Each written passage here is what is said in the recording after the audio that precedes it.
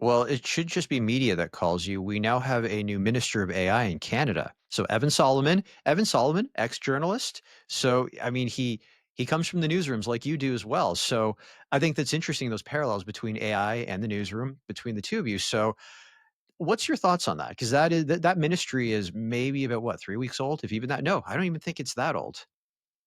Well, naturally, I can't comment on the makeup of a ministry, but what I But can, just the concept of it, like, now we have a ministry of AI, like, yeah, we're taking it seriously as a sector rather than sure. just it's kind of a subsection of technology.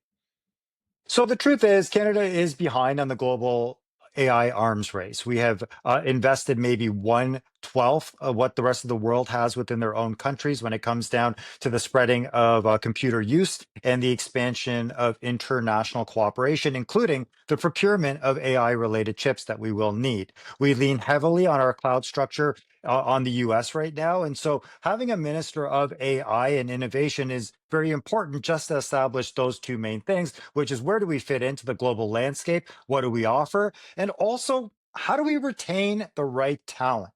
The bigger issue that's going to end up happening is that with the US and China actually investing the amount of money that they are in artificial intelligence, it's going to take a lot of people from around the world to actually build it because those are the bright minds.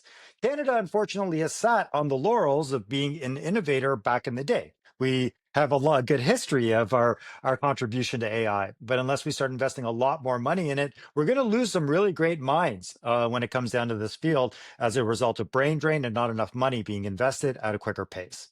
So let's pretend for a second that Prime Minister Carney makes some changes in his cabinet and he appoints you as the minister of AI.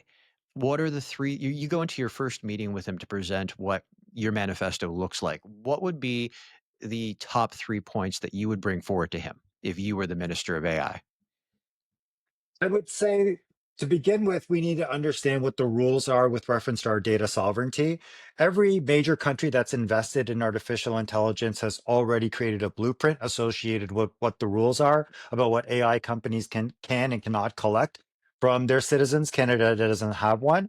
There also needs to be a one mic approach. I've done a lot of research and I've understood that there's all these numbers floated around about different companies that have been invested in by different levels of government, but it's not clear. Is this the same 50 million that was invested 2 years ago, or is that based on stuff that you already had?